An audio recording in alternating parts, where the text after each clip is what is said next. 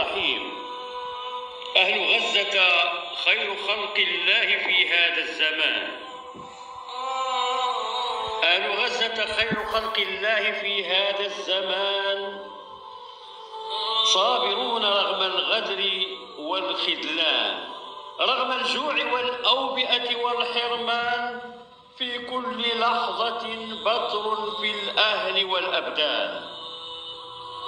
اختارهم الله لقوة الإيمان، حسناتهم ثقيلة في الميزان، هم خير من علماء يشرحون الأركان، يتنعمون في الشهوات في أمان. أهل غزة حصن ضد العدوان، حتى لا يتوغل في كل الأقطار والبلدان. فبسقوط غزة العرب في خبر كان، فساندهم ولو بالدعاء يا جبان.